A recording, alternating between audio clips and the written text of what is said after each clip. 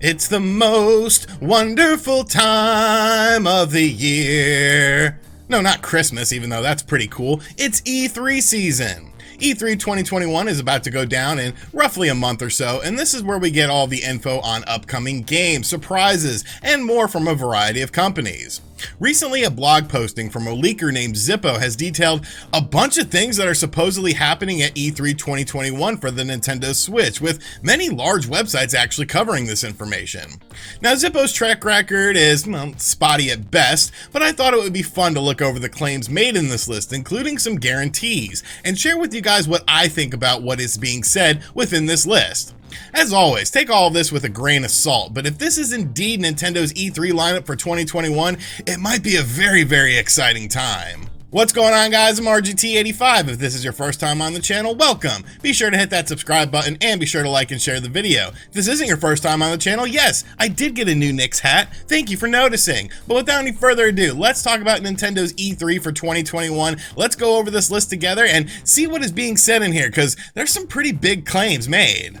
So I'll have a link to Zippo's blog in the description box down below should you want to read what he has to say, but I mean, I'm pretty much going to read it to you and then give you guys my analysis on it, so I don't know, kind of defeats the point of it, but I did just want to mention that very briefly. So let's get into this blog. He starts out basically talking about things that we already know about, looking at what games are coming out before E3, games such as Miitopia, Famicom Club Detective, Game Builder Garage, DC Superhero Girls, Mario Golf Super Rush, and of course Skyward Sword HD. Now, Skyward Sword HD will not be launching before E3, but we already know about the game. We got a pretty in-depth look at it. I think that we're going to see more from this game as well. I really feel like there's going to be some new areas added into this game, but I could just be an idiot, and that could just be pure speculation on my part. And then, of course, Pokemon Brilliant Diamond and Shining Pearl, which I really don't have any interest in this game. So let's get into the nitty-gritty stuff. Now, Metroid is a topic that we've been covering a lot on this channel. We, of course, talked about Metroid Prime 4, how I feel it is a ways away,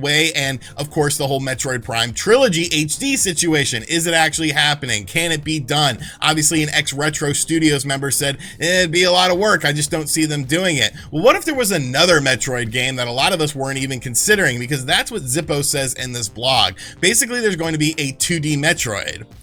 A new 2D game from Mercury Steam 200% exists and is in fact done. All Nintendo needs to do at this point is announce it. Nintendo internally is extremely happy with how the title turned out. The only thing I've heard recently is that the game is running at a smooth 60 frames per second.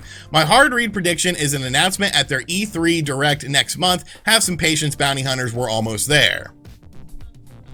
Now, I find this very interesting for really a myriad of reasons. Now, when you look at Mercury Steam, you have to say that they know how to make a proper Metroid game. Sure, with Metroid Samus Returns on the 3DS, they already had the groundwork there as far as what you had to do with that game. But I think Metroid Samus Returns was a fantastic 3DS game that, well, it sold terribly. And you could say, oh, well, it came out at the end of the 3DS life cycle. People were more interested in the Nintendo Switch. But when you look at Switch system sales during that time frame, it's not like they had a huge install base or anything like that. The Switch is something that has picked up steam over time and is now, of course, over 80 million sold. The 3DS had a much larger install base with a game like Samus Returns, and you would think that if people were really interested in a 2D Metroid game, they would have picked up Samus Returns. I'm not saying that I'm not looking forward to a 2D Metroid game, because I do enjoy those games. You know, the whole Metroidvania style of gameplay I think is awesome. But to me, if you want to make an impact with Samus and you want to make an impact with the Metroid franchise,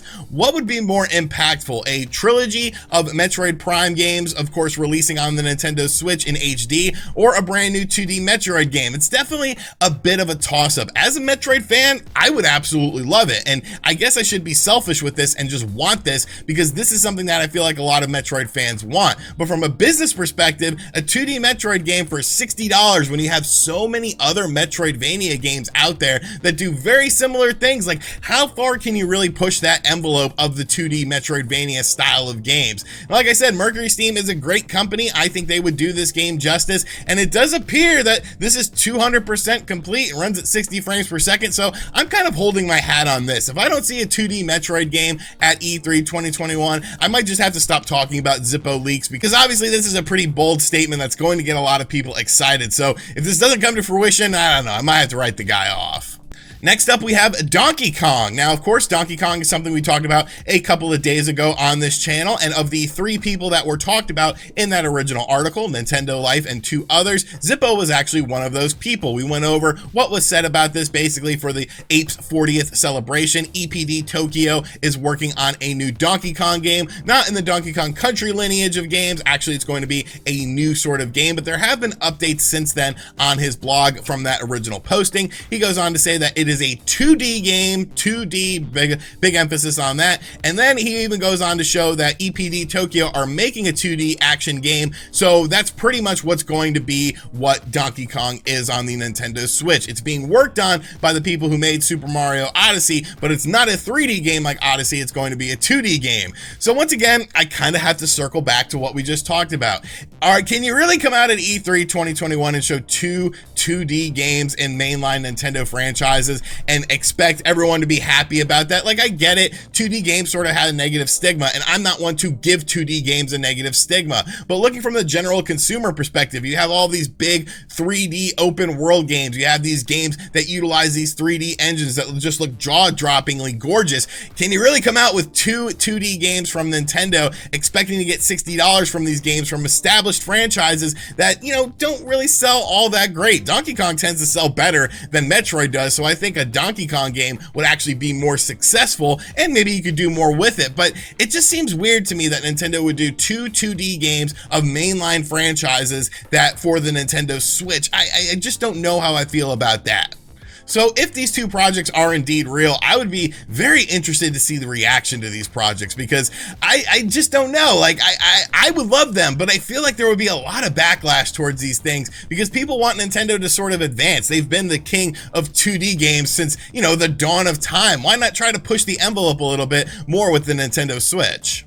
Next up, another franchise for Nintendo that is mentioned is Fire Emblem. Now, from what I've heard, Intelligent Systems has been working on a Fire Emblem title that they're developing separately from 3 houses on their own that is very close to nearing completion. Now, Fire Emblem has seen a lot of success on Nintendo platforms as of late. It's probably the most popular it's ever been. 3 Houses, of course, came out a few years ago on the Nintendo Switch and, you know, sold pretty decently, about 3 million copies sold. It got good reviews as well. So Fire Emblem is a franchise that I could see Nintendo kind of leaning into a bit more. There's tons of Fire Emblem representation in games like Smash Brothers, so that would be cool. You know, me personally, not too excited about it. I feel like I have enough Fire Emblem related things going on right now if I really wanted to get deeper into the series, but that is a cool thing. Next up, allegedly, Super Mario Party 2 is on the table. Mario Party is a big deal at Nintendo right now. They're taking the series seriously, which is why you mysteriously saw that online play update a few weeks ago. I and numerous others see it as a test for Super Mario Party 2's online. From all accounts, this game should be ready for a holiday release, and an E3 summer announcement is once again extremely likely. Now, my biggest beef with Super Mario Party on the Nintendo Switch was the lack of online multiplayer. They have since fixed that, of course, with the ability to play with your friends. You can actually play the full game of Mario Party on a board. I unfortunately re-gifted my copy of Super Mario Party. I gave it to my cousin's kids because she has multiple kids and they could play it together. And at the time, you couldn't really do much beyond just some mini games with the online. So I would have to see what Super Mario Party 2 really brings to the table in terms of new ideas and really just the online play, because I feel like that would need to be a major focus for Nintendo with this game if they want to see this game succeed. But I mean, Super Mario Party, the original game, sold what, over 10, 11 million copies? So I guess success is pretty much guaranteed with this franchise at this point. Next up, Zippo mentions that some more 99 style games are potentially coming. Games like, of course, Tetris 99, Super Mario Bros. 35, we have the Pac-Man game, alludes to maybe a Donkey Kong, doesn't really know much about Zelda's 35th anniversary or a Detective Pikachu thing, but then they drop 2 bombs. Basically, 2 games that a lot of people are looking forward to with hopes and dreams of these games coming out potentially in 2021 or even existing. The first one being Breath of the Wild 2. So Breath of the Wild 2, many are wondering if this is the year it releases. After all, it was announced about 2 years ago. I'm gonna go ahead and say no. If any Nintendo game was affected by the pandemic, it was this one. From what I heard, the game is nearing completion, but a release by the end of the year just isn't seeming feasible. This game needs a bit more time, and with last year in mind, that's entirely understandable. What I foresee Nintendo doing at E3 is finally busting down the doors on the game and giving fans and press tons of details on it with the spring 2022 date attached to it. But that's just my prediction on it. So while I definitely think that Breath of the Wild 2 will come out in the physical year of 2021, that doesn't necessarily mean the calendar year. That means between March and March of 2021 to 2022. And I think I could definitely see Breath of the Wild 2 being a spring game. Of course, the original Breath of the Wild launched right alongside of the Nintendo Switch, and that would be about 5 years old from when Breath of the Wild 2 comes out, if it is indeed a spring game. Now, I'm not completely writing off if it's going to be a holiday 2021 release. I think there still is a chance, but you never really know. I think it depends on if they show a lot of this game at E3 2021. It really, how far along this game is in development, how far along these things and these new mechanics that they've wanted to put into the game are along, and I think it's going to be very interesting. I definitely think Breath of the Wild 2 is going to be at E3 2021. I think it's going to be a cornerstone of their presentation, but the release window is definitely very interesting. And the final game that is brought up is a new Mario Kart. Now, he pretty much just goes on to speculate in things with this, basically saying that he has heard over the past 3 years that there's a new Mario Kart game. Of course, there's been Mario Kart Tour, Live Circuit, there's the rides from it. Is this going to be an expansion of Mario Kart 8, Mario Kart 9, Nintendo Kart? He's unsure of that, but something is coming along with that, and he likes to say that, you know, games like Call of Duty, Battlefield, you know, they recycle their games all the time and they re-release new games in the franchise, so why wouldn't Nintendo do something like that? Splatoon is one of the mentions that he brings up. You know, Splatoon 2 was very successful. Why wouldn't they make a Splatoon 3? I just don't know how I feel about that. Is there a Mario Kart in development? Like, I'm sure there is to some extent. I'm sure there is to some degree. I'm sure Nintendo is looking at ways to expand that franchise.